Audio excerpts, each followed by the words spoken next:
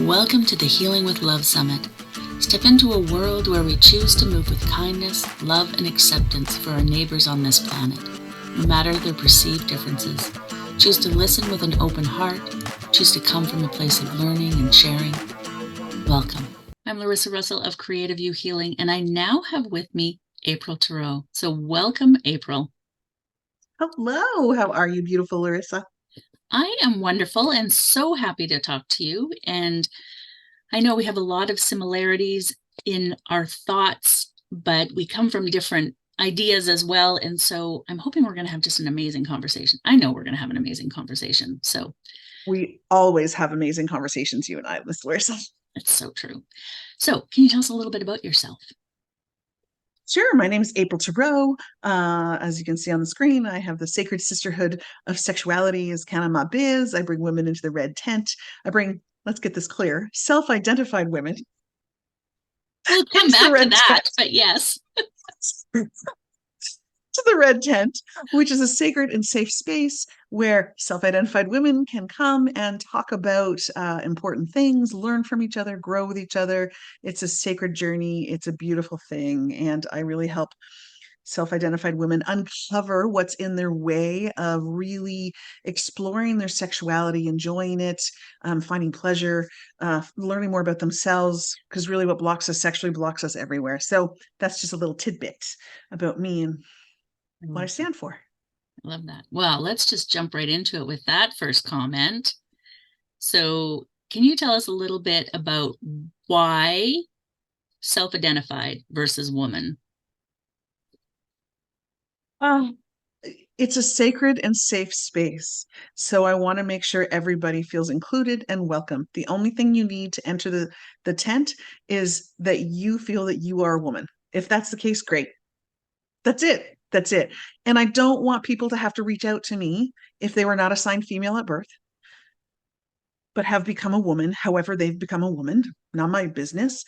But if they identify as a woman, I want them to know that they're welcome. So I put that in all of my wording so that everybody knows that it's an inclusive and safe space for women, all women. I love that. I love that. And even though I work with women all the time, like all my programs are for women, I don't use that inclusive language. And it's made me think maybe I should be because I think that way, but I don't use the language. And maybe I'm missing out on people who would be interested, would want to do the healing work.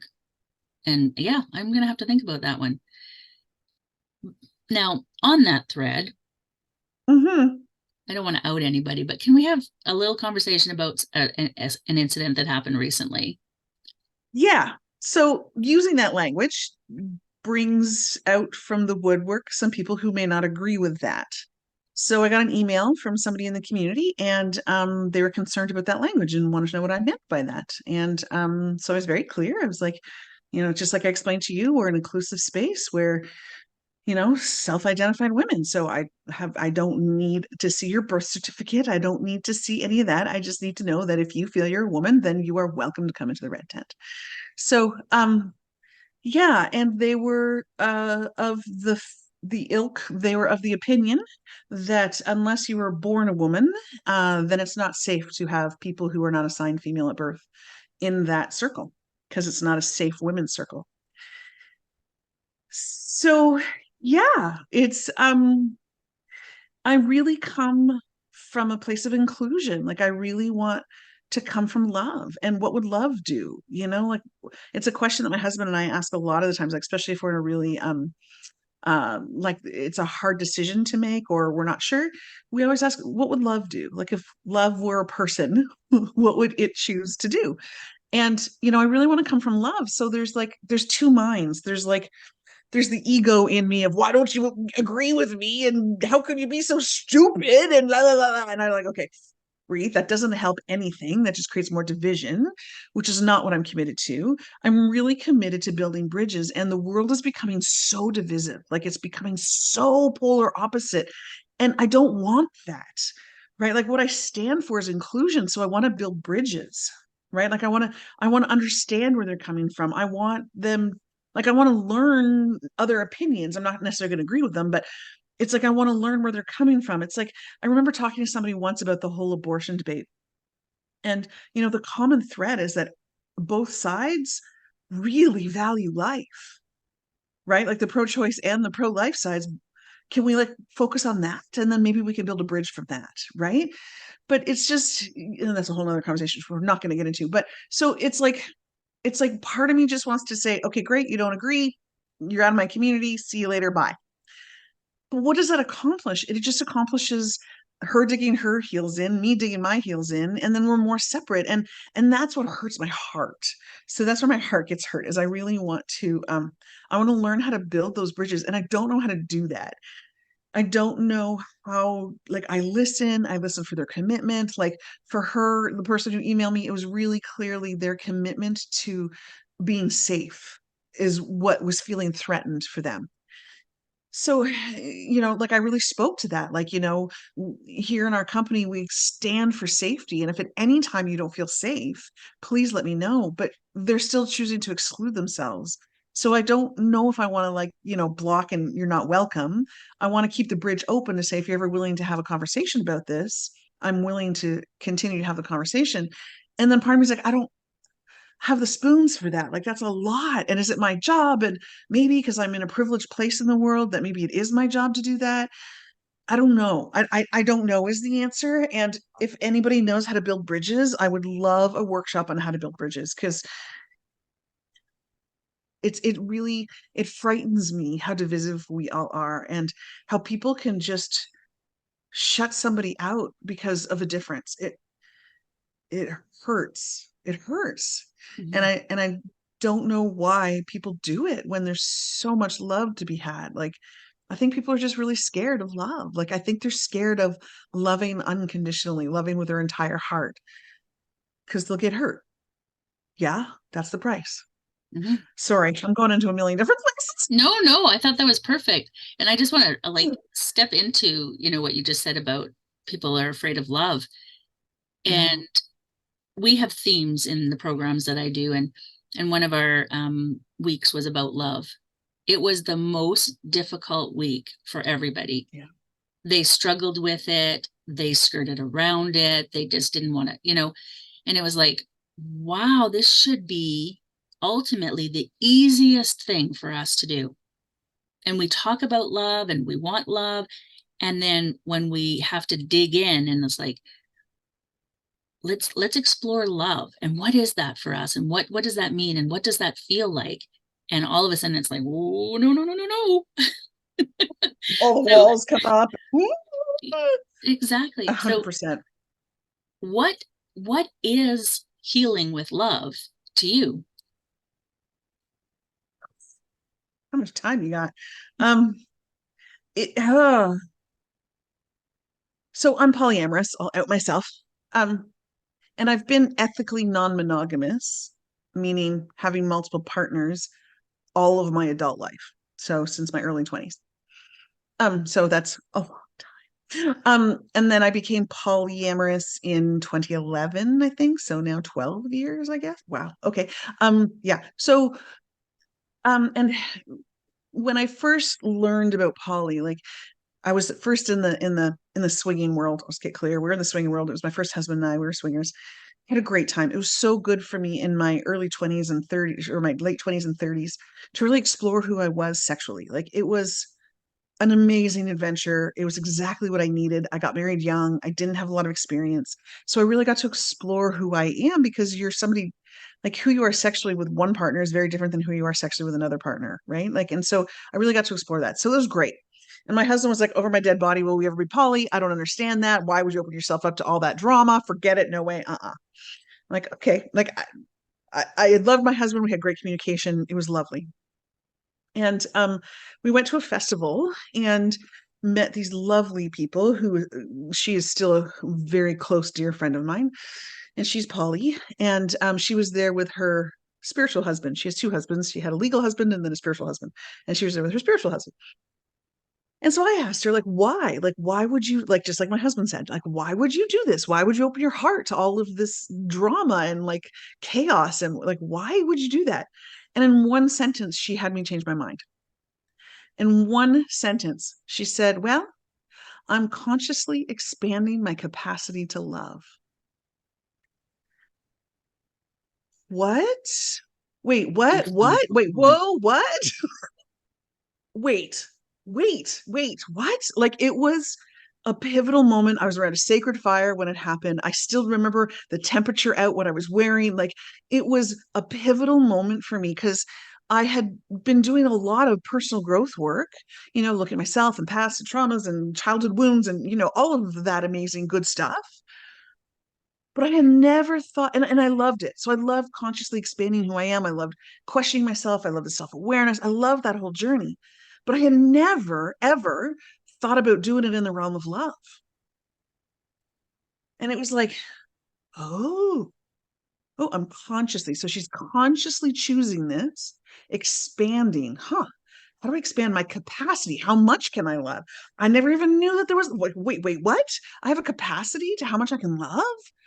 I do. And it's limited by loving one person. And she brought up the analogy of like, do you have kids? Yeah. Well, which one do you love more?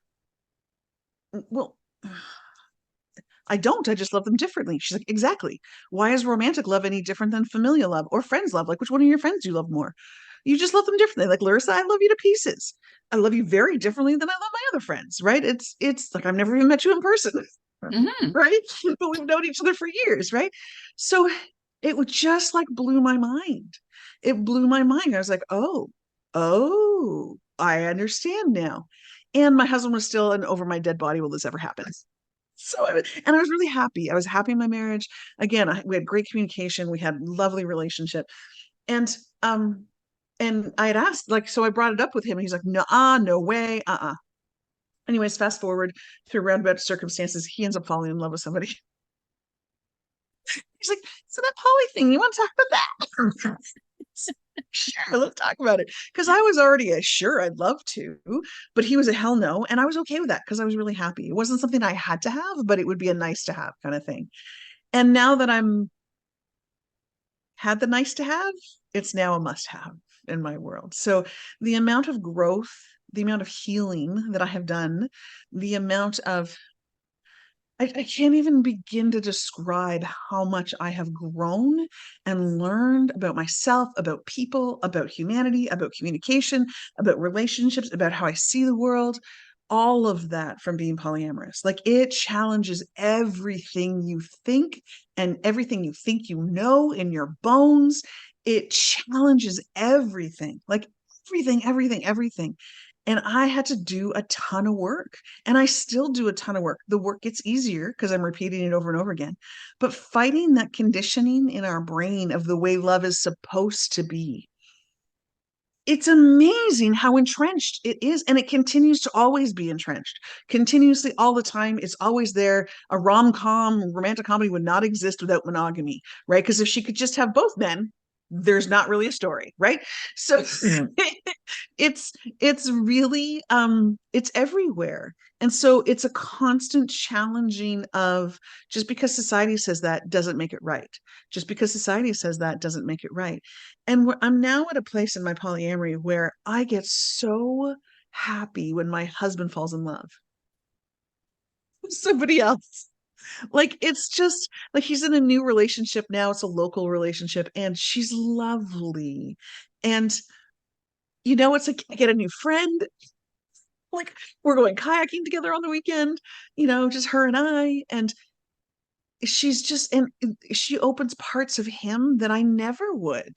Like I would never have access to that part of him because she loves him in a way that's completely different than the way I love him, you know? And people like hear that and they're like, wait, what? I don't want to share my husband. I'm not sharing him. He's a free man. He gets to choose who and where his heart is and where he spends his time and energy and attention, which is amazing. Because then when he's with me, I know he actually wants to be with me. And he's not with me out of people pleasing or obligation because we're married and he's supposed to be with me. So it has absolutely consciously expanded my capacity to love on levels that I didn't even know were possible. Yeah, and challenge myself. Like when we first opened up to Polly, if you had asked me back then if I was a controlling person, I'd say, God, no, I'm not controlling. Oh my God. We're controlling. Like, oh my God. Some of the conversations I had with my first husband was like, I was the most controlling woman I've ever met. And I had no idea how controlling I was. And that took a lot of work to really like disassemble that. Like, wow, where did that come from? We're taught we have to control our husbands or we have to change them, or like it's just subtly there, right? And I had no idea that that was a part of me. I had no idea that was there. Like, I remember when we first opened to poly, we made all the mistakes that everybody does when they jump into poly, especially being in a monogamous relationship and then opening up. We were couple centric. I had told him he had to call me his queen bee. He wasn't allowed to tell somebody he loved them until he told me first. Like, crazy. Don't do any of that. If you're thinking about opening up, that's don't do any of that. Okay. It will not end well. It will not. So, yeah, and I learned things in my bones that I don't know I would ever have learned if I had stayed monogamous. So, like you talked about love and how people are so scared of it and how it brings up all these walls. There was one moment where I was with another partner and his wife was not handling it well. Let's just say that. That's a nice, polite way of putting that.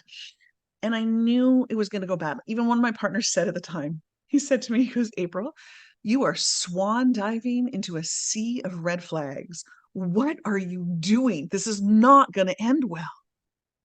And something inside me said, no, you still got to go. You still got to go here. You still got to go. You still got to go. And I knew like the writing was clearly on the wall. Like this was going to end badly. But something said, do it anyway. And I did. And he and I had this most magical night. And I remember in that moment, like it was going south, the text started coming in. He and I were on a date. The texts started coming in, and I know who they're from, and I know what's happening. And it's just going to go south.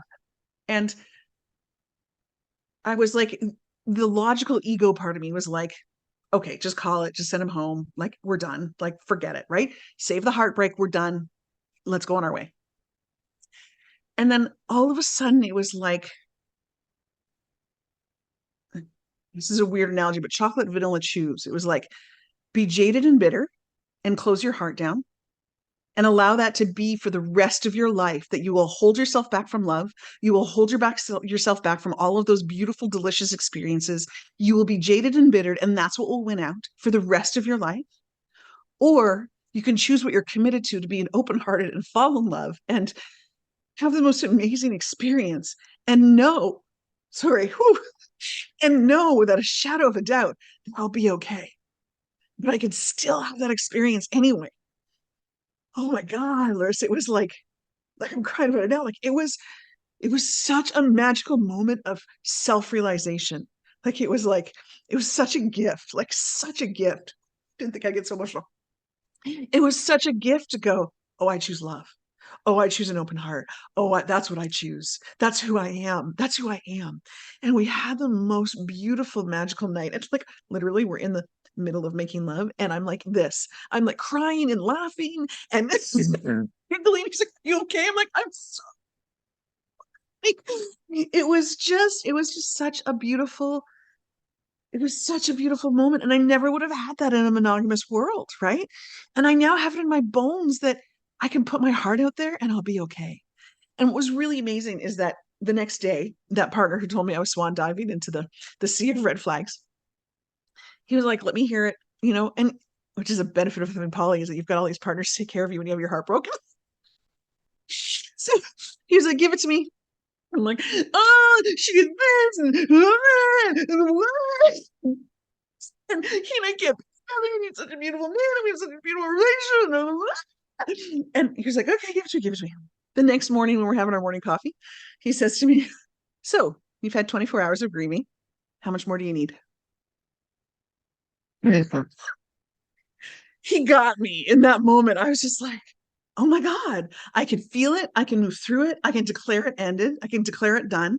I can feel the feelings. I can be human. I can love with my whole heart. I can heal my heart. And then I can choose to move forward. Like so many lessons in that one experience of of it's okay to open your heart. You'll be fine. We all survive a broken heart. And I've had my heart broken since. And I know that I'm going to get through it. And I can choose to have that experience and open up and love. And I love fiercely. Like when I love fiercely. And, you know, I want to expand that and I want that to be with other people. And yeah. So how have I healed from love? That's one little example. But I do. I love it. And I love your passion. I absolutely love your passion as well. And as someone who has been in that world as well, I get it. Like I get it.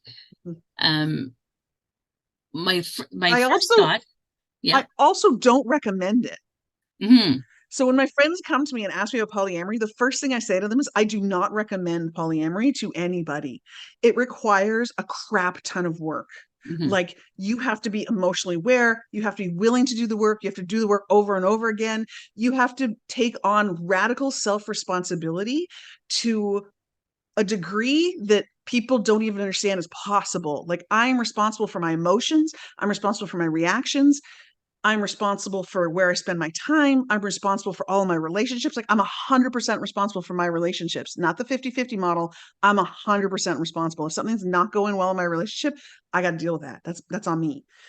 It's so I don't recommend it because it's not a normal path. But if you got what it takes, it's so worth it. It's so, so worth it. Yeah.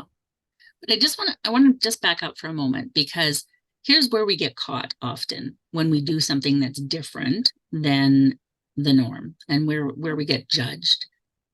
Mm-hmm, The wife, right? So the wife, mm-hmm, I'm assuming she at some point said yes, this was okay. And mm-hmm, their conversation is like neither here nor there.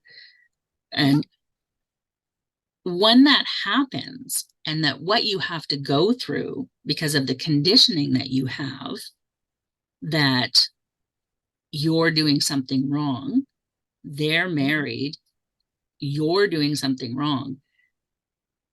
What is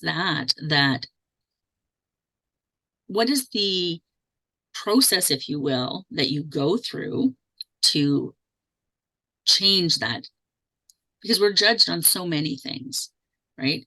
Because I'm not saying this is Yeah. wrong. I'm saying that there's so many things we get judged on. And here's one that people will just, that's like a no-go for so many people, right?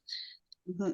So what's the process that you go through to stand in your, yeah, to stand in your power with this? Wow. Talk about being judged. Here's a really funny story. My parents, so I grew up in a very sex positive home, very privileged to live in a sex positive home. What did that mean? What does that mean? It means we could talk about sex anytime. It was not a taboo subject. I never had any question not answered about sexuality. They were a safe place. My friends came to my parents to talk about sex. Like it was a very great way to grow up. Like there's apparently a story of there's a book that we used to have called Where Do I Come From, which is like a cartoon book, and it teaches kind of about the birds and the bees and the puberty and that kind of thing. And for Christmas, my sister got a projector that you could put on a book and it would project the book on the wall. And my parents came downstairs one night or one weekend, and I had like all the kids from the neighborhood out, and I was teaching them sex education, which I think is hilarious about what I do now, right, for a living. So, and of course, all the parents in the neighborhood got a little, but anyways, side note. So my parents were always very sexually open. They were also swingers, and I knew this through growing up that they were swingers, and they continue to be swingers long into their late life. They're still alive. Love my parents. They're fantastic. Come from a completely different generation, a completely different worldview. So I need to preface that. Okay. So the fact that they were swingers is really open-minded and progressive. Like they were swingers in the 70s and 80s. AIDS is what shut them down. And then it came back again later in life. Right. So, so they were swingers. They've always been swingers. And I've always known it. It's never been a hidden thing. When my first husband and I came out as polyamorous, my parents were like, "What are you doing? Are you crazy?" And they're the most judgmental of anybody in my life about my polyamory. To the point where when I got married the second time to my husband and we had our other partners at our wedding, and of course my parents were there. Afterwards, when we were visiting my parents, my dad was like, "I want to know more about this polyamory because I clearly don't know enough." So he was asking me questions. So I was answering questions to him. And he concluded the conversation because my dad's the patriarch of the family. That's, again, different worldviews, right? Mhm. So he concluded the conversation by saying, well, that's just morally weak. Okay, that's how you feel, Dad. Ooh, being judged by my father, who had taught me to be so sexually open, but not love open? What? Like, what? I'm morally weak for doing all the personal growth work, for doing like all of the staying with it and the trying to figure it out. And what? Mhm. So that was tough. That was a tough pill to swallow. And I'm to me, love is a function of acceptance. So the act of loving somebody is getting out of the way everything that's in the way of you accepting them 100% as they are. That's my own little definition of love, if that helps anybody. So, or the actual verb of loving somebody, like to love somebody, that's the action of it is I need to do the work to get out of the way, whatever's in my way of me being open hearted and connected to that person. So I'm like, okay, love my dad, accept my dad, my dad, as he's judging me fiercely, right? Because, Mhm. we have so many wounds and blah, blah, blah. My dad, and don't disappoint my dad. And now he thinks I'm morally weak. Oh my God. Whew. And, and what I got was like, I'm just going to listen. I'm just going to listen and I'm going to ask him questions and I'm going to get into his world and find out where he's coming from. And what I heard was that while they were swinging back in their heyday, I think he fell in love with another woman. And he actually said that he had to choose whether he was going to stay married with your mother and do the right thing, or I was going to blow everything up and go off and be with the other person. And then my heart just broke because I was like, oh, he didn't know that there was an option of loving both of them. And knowing my mom, she would have been totally fine with it. She would have done the work. She would have figured it out. She would have fallen in love with somebody else too. Like I think she wanted to as well, right? But it was just like, oh, oh. So sex with other people is okay, but falling in love with another person is not okay. Because he couldn't, and he did, and he didn't know how to make he didn't have the tools to make that work in the conditioning in his brain that he had grown up with. And then I just had nothing but compassion for him. Like he was like, oh, I'm so sorry you couldn't love this woman who clearly you had a connection with and you clearly loved. I didn't say that out loud because he'd be like, that would set him off. And, but I heard it, like and I got it. And then that moved me closer to love because I could just accept him for who he is. And in his worldview, I get it. It's morally weak that, I should choose just one and stick with that. Okay. Okay. So being judged by your fathers is probably one of the hardest judgments to like kind of overcome, right? Like, like I have a dog and we walk at the dog park twice a day and you kind of get to know the dog park people, right? The same people kind of come at the same time every day and you get to know the same people. And, sometimes one of Eric's girlfriends will be here. And so the three of us will go and he'll be holding hands with them. And they're all like, what do we do? Oh my God. What do we do? What do we do? Um, and they're just so uncomfortable. I'm like, oh, it's okay. It's his girlfriend. It's all good. And they're like, so and some of them I tell them I'm an open book. You can ask me anything you want, and most of them will shut up and not say anything because they're just so scared. Why are you okay with this? And, occasionally, the ones who ask questions, they're my friends. They're the people I want to be friends with because they're curious, they're challenging what they know. They're not just standing there and judging me, right? It's like, what? Huh? Wait, what? Tell me more, right? So it's interesting. It's taken a while for me to get here. I also teach, like I have a workshop that I do around polyamory, and it's called the polyamory paradigm. Surprisingly, I teach through paradigms. I also teach about the sexual paradigm. So, and it really helps you see where your conditioning comes from, and then you can choose newly, right? And I believe that polyamory comes from a paradigm of abundance and love, right?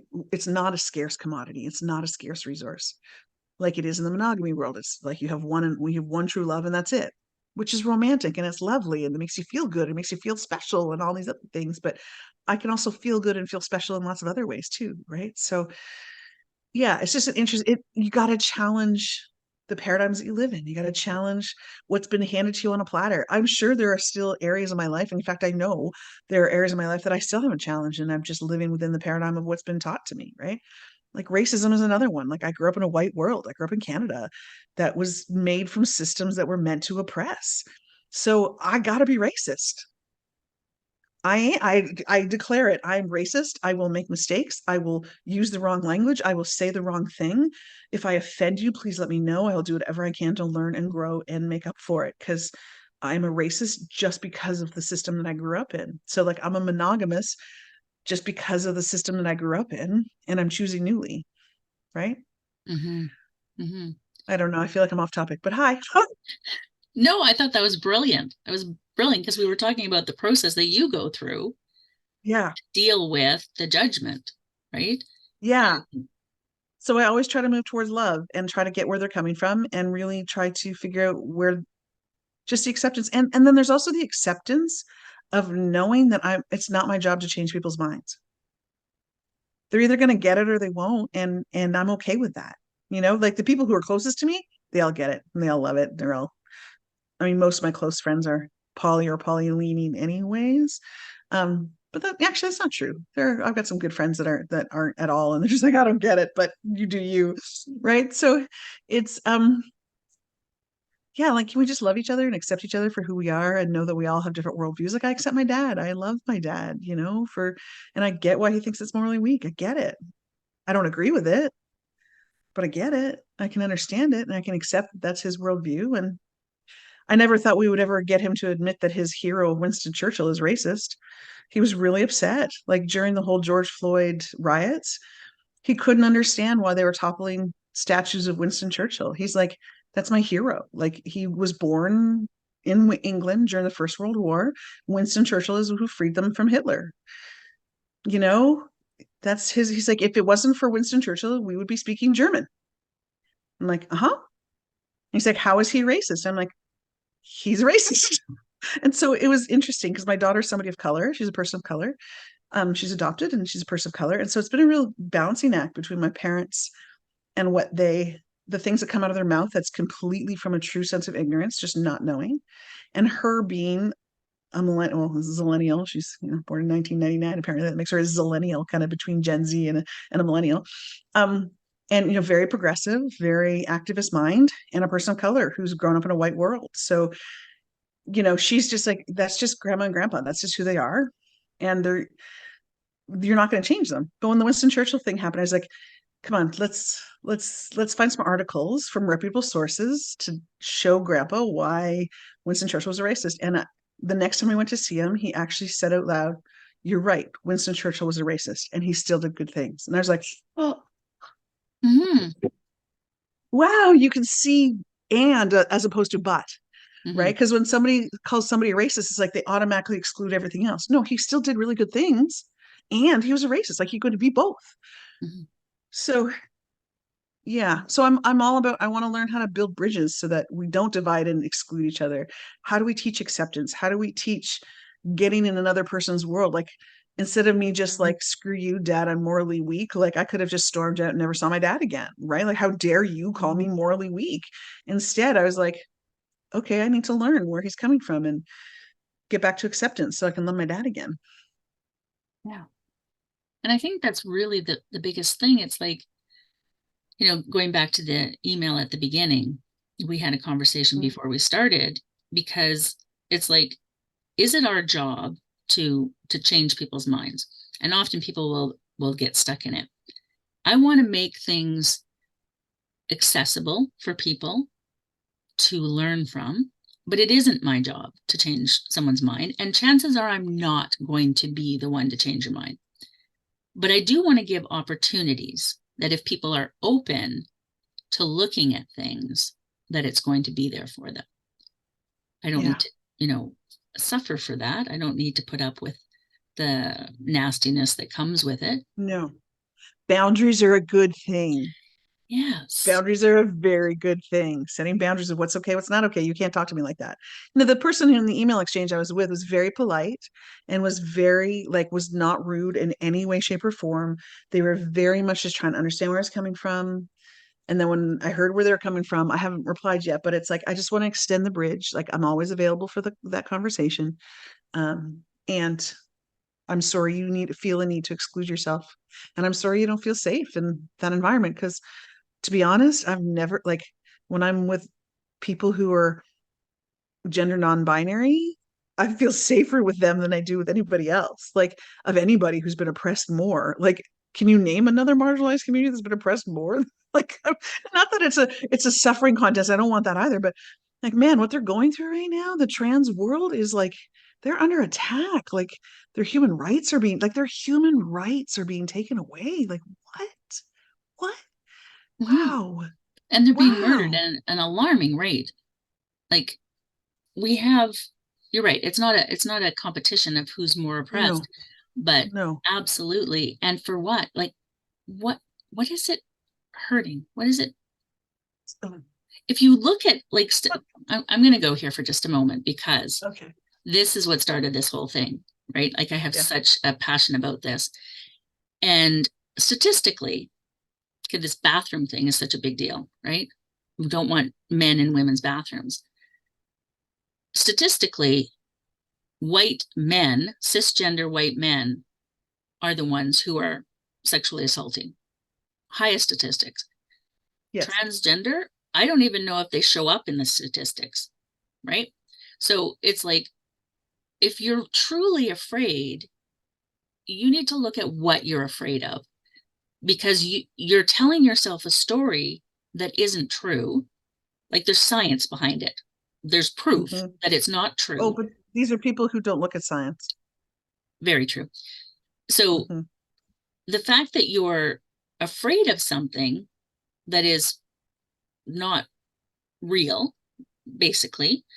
I mean, it happens. I'm afraid of falling when I'm on a balcony. I know it's not going to happen, but I'm afraid of it. Right? It's a thing I have. My wife is afraid But of you're also not spiders. going to ban balconies. No, that's true. My wife does ban spiders. She absolutely draws the line there, but no spiders.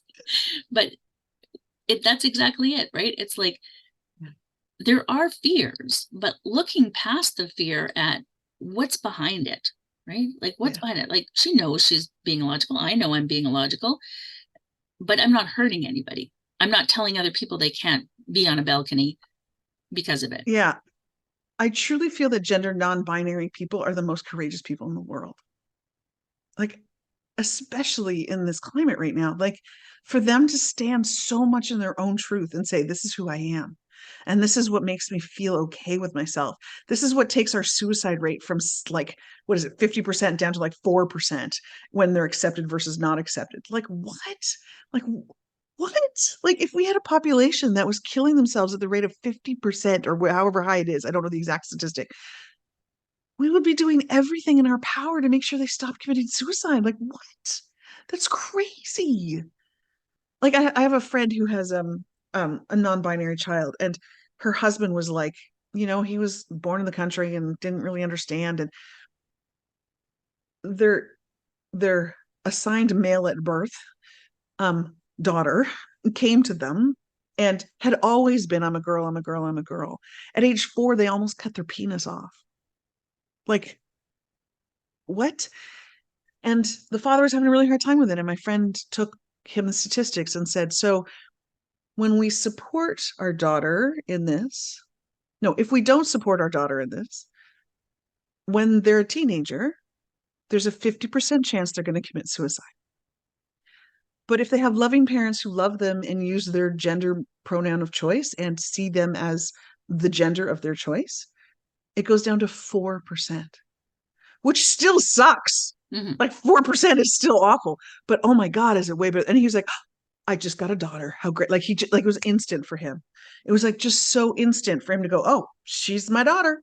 Like, yes, she is. Like she said, like my friend was like, it was just so eye-opening for her to be like to see that, like coming from a parental point of view, do you want to keep your child alive or not? Like these are our sisters and our brothers and our in-betweens and our whatever's you want to call them, our human being friends.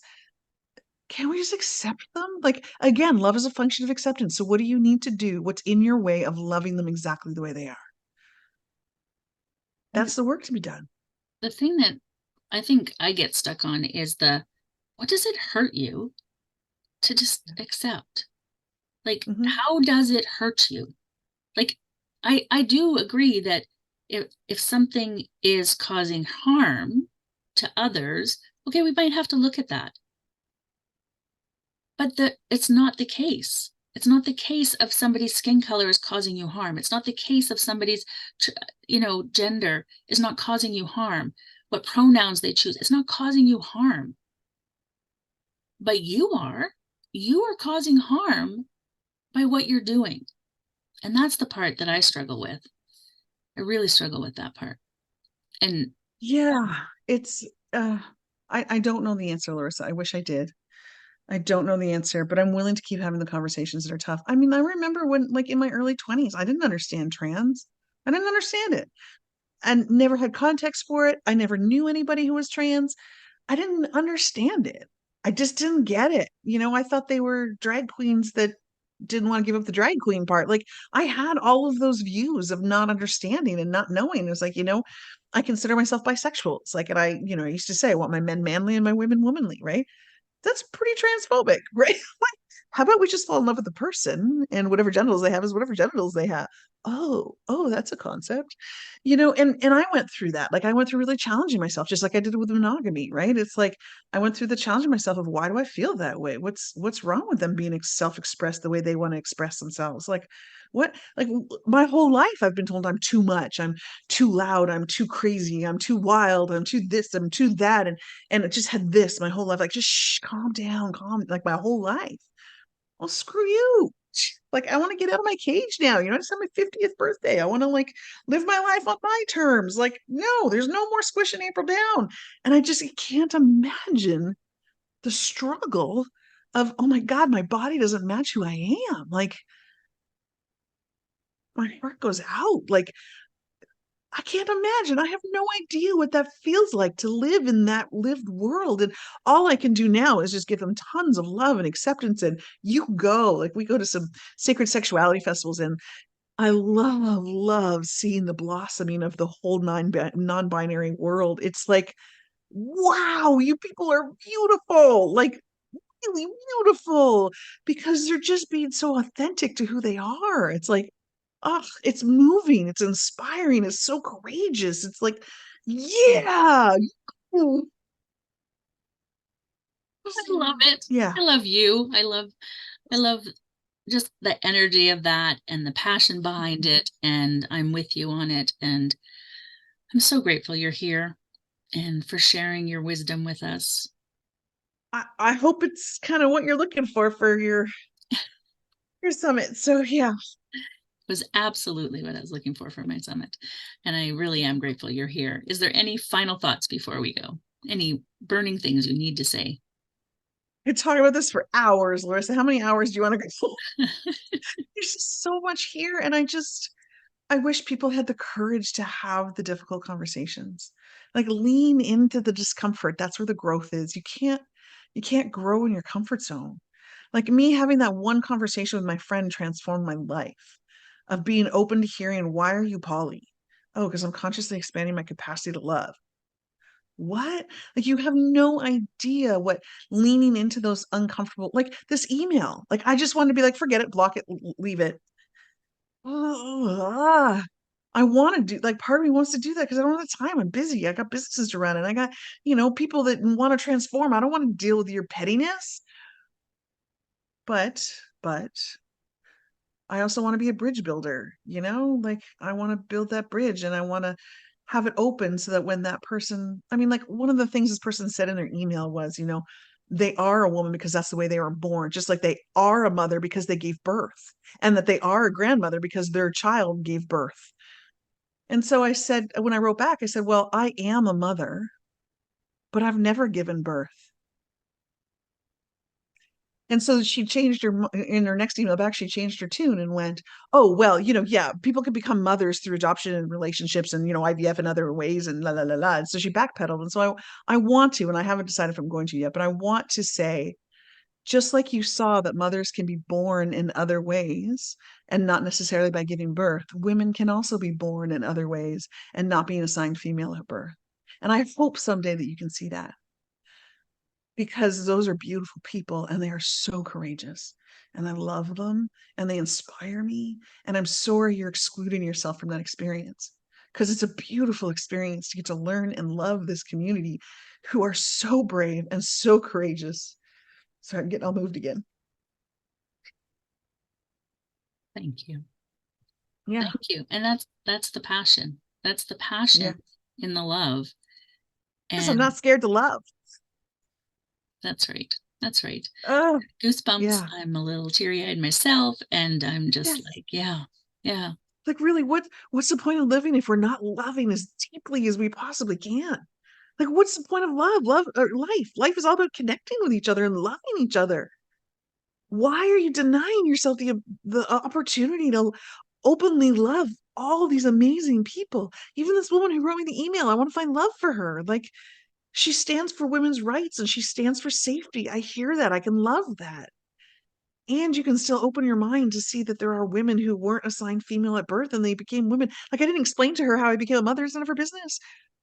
But I am a mother and I identify as a mother. And nobody can tell me otherwise that I'm not one because I haven't given birth. I used to be a midwife. I used to deliver all these babies I'd never given birth. And people are like, how can you be a midwife if you haven't given birth? I'm like, well, how can a man be an obstetrician and not give birth? And they're like, oh, yeah, okay. So, like, He's a there's just man, so so that's much in our, different. Yeah. but he delivers babies all the time. Why do I have to be somebody who's had one myself in order to be a midwife? Like, I actually had that question many times. And I'm like, wow. Mhm. Yeah. So, can we all move closer to love? And for me, the function, like really, love is a function of acceptance. So, if you feel you're not connected in love to somebody, what are you not accepting about them? That's the work to do. That's the work to do.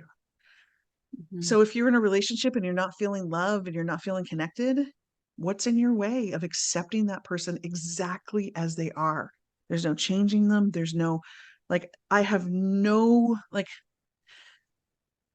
it's so innate. That programming is so right there. My husband has, depression and anxiety, mostly anxiety. I want to change that anxiety, man. I don't want him to suffer anymore.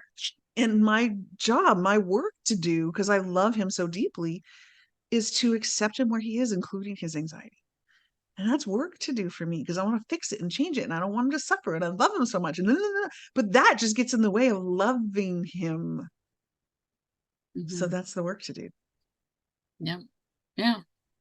And I think we always have work to do. And if we, Always. there's some people who are here, I think, I don't know if they're here to allow us to do the work that we are, they don't seem to be doing the work. They're here to allow those of us who are to do the work, right? Give us a reason, give us the, I don't know what their job is, but I think that as long as you're doing the work, because we're learning and growing all of the time, we, you Totally. know, we are just constantly, I don't have it all down. I know that my language has been, you know, uh, the way I grew up, there's words I use that when I learned, I was like, okay, we're going to stop using those words. And it's still a constant learning. When I, you know, meet somebody new and it's like, oh, I've never heard of that. I need to, but I'm one of those ones who wants to dig in and like learn as much as possible about things because I want to know more. I want to know people for their uniqueness, for their differences. I want to know more about the world and the way things are. I don't want to just look at something and go, no. I mean, if there's safety involved, I've had some history around safety issues, so I've gotten pretty good at understanding safety. But I do still, even if I'm feeling unsafe, will like peek around the corner and check it out because I want to know more. Like, right? That's just the way I am. And so Yeah. this seemed like, Well, yeah, Larissa, I challenge you to change your wording in your business to self-identified women. yeah, yeah. I think I might have to do that. Well, we'll see what that does. I've been on a mission to clean out my email list lately. I want all women to feel included. I don't want them to have to go, oh, am I going to be included there or not? Like, Mhm. because they go through enough of that already. Yeah, So what does it hurt me to put self-identified woman in two words? Self, or is it a hyphenated word even, right? One word in front of it doesn't hurt me at all. Yeah. And I want them to feel included because they are welcome. Yeah, absolutely. I love it. Yeah. Well, thank you again. Yeah, I love our conversations. I know we could talk forever and forever. But anyways, thank you for the opportunity of allowing me to share my journey in love, because it's been an interesting one, that's for sure. Thank you. So we just have this final note because April did not answer the question I had asked earlier about the wife. So April, can you tell us about the wife? Okay, so this is back to the story of the opening my heart and choosing to go there, and choosing jaded and bitterness versus open-hearted and loving, and knowing that I could survive a broken heart. Um, the really interesting postscript for the story is that her and I are now really good friends. So it ended ugly. It was really ugly at that time in a restaurant. I've only lost my cool a handful of times, maybe twice in my life, maybe three times. That was one of them. It's not a proud moment for me at all. Like literally public restaurant, and I am screaming at her. It was not pretty. Oh, I'm so embarrassed of that. Anyways, so we needless to say parted ways. And then I closed that door and, did my grieving, all the rest of it. 2 or 3 years later, he comes knocking on my door again. And I'm like, wait, what? Huh? The wife has done a ton of work. She's in a different place. She realizes that she denied us our relationship. I'd like to get back together. I'm like, no, no way, no how. So we started slowly, and he was really lovely, and I was very patient because went way, way, way slow. And he and I had a beautiful relationship for a good 2 or 3 years, and then we transitioned and separated. But her and I are actually really good friends, which is I have never. She's one of my inspirations of the people who has done a complete 180. So much so that we now go to sacred sexuality festivals together. Her and I, he stays home. He's not interested. But she comes down with us and we go to our sacred sexuality festivals. And the last time we were driving down, I told that story to her about how I was so grateful because she wanted to apologize for the pain she had caused. And I said, oh no, thank you for the gift that you created. And she was like, what? So I told her that whole story, and both of us were in tears. And I said, so if you hadn't have been in the place you were, I would not have gotten that lesson. And she still said, I hear that. I'll accept that. And I still really want to apologize for the pain I caused you. And I was like, wow, I accept your apology. Like it was such a beautiful moment of love. And her and I are good friends, which I think is hilarious. And when people I see I haven't seen in a long time, I say, oh yeah, she's one of my closest friends. And they're like, the crazy woman? She's not crazy. She's done a lot of work. So it's amazing what happens when you like do that personal growth work and what's possible. And yeah, it's a beautiful thing. And so I accept her totally as she is, and she accepts me totally as I am. And I hardly ever speak to her husband anymore, but he's still a lovely man too. I speak to her way more than I speak to him. He and I are still in contact. He's lovely, and all the rest of it. We just grew apart, and it's where it needs to be. But yeah, but her and I are good friends, which I think is hilarious. So I just thought we'd put that little postscript in. I love that. I'm glad we added it back in. Thank you for watching this interview. This interview was part of our Healing with Love Summit, which includes healing practices with each interview. If you're interested in learning more or purchasing the full summit with interviews and healing exercises, click the link below. Remember that it is a choice how we move through this world. Choose love. Love heals.